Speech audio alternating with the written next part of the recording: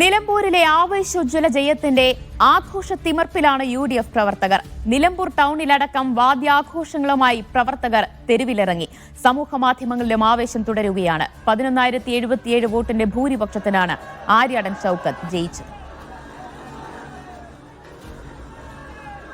നിലമ്പൂരിൽ നിന്ന് മുഹമ്മദ് ഷംസീർ വിവരങ്ങൾ നൽകും. ഷംസീർ, നല്ല വിജയത്തിന്റെ ആഘോഷത്തിലും ആരവത്തിലുമാണോ UDF പ്രവർത്തകർ?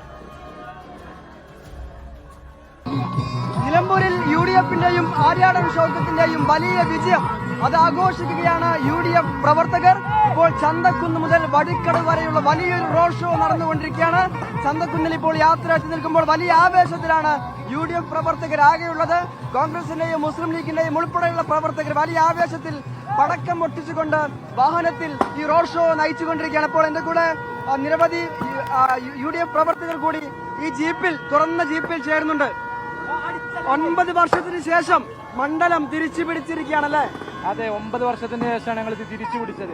മുട്ടുമ്പോ കൊമ്പന്മാരോട് മുട്ടണം. അൻവർ സ്വരാജ് എവിടെ പോയി? വീട്ടിൽ കടന്നുറങ്ങിക്കാരോലൊക്കെ പോകാൻ പറ. അൻവറിന്റെ ഡയലോഗ് ആണല്ലോ, മുട്ടുമ്പോൾ കൊമ്പന്മാരോട് മുട്ടണം. പുലി ഇറങ്ങി അൻവറെ കണ്ടില്ലേ? ആരാണ് പുലി? ആര്യാണ് ഷൗക്കത്ത്.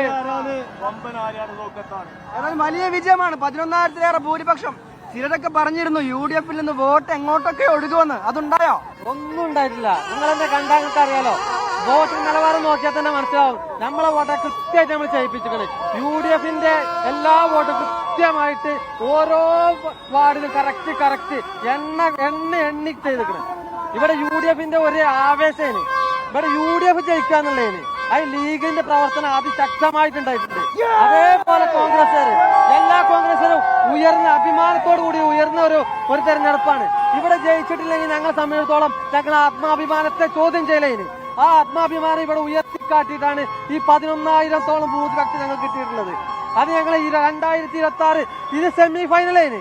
ഇനി ഫൈനലിലേക്ക് ഞങ്ങൾ 100ന്റെ മുകളിലേക്കാണ് സ്റ്റേറ്റ് നേടിക്കൊണ്ട് ഞങ്ങൾ അധികാരത്തിലെത്തും എന്നുകൂടി ഈ ഒരു തെരഞ്ഞെടുപ്പ് ഉറപ്പിക്കുകയാണ്. നിയമസഭാ തെരഞ്ഞെടുപ്പിന്റെ സെമി ഫൈനൽ അത് നേരത്തെ പറഞ്ഞ പോലെ അത് ജയിക്കണമെന്നുള്ളത് അനിവാര്യതയായിരുന്നു എന്നുള്ളത് ഉൾക്കൊണ്ടുകൊണ്ടുള്ള പ്രവർത്തനം കൂടിയായിരുന്നു ഇവരുടെ ഭാഗത്തുണ്ടായത്.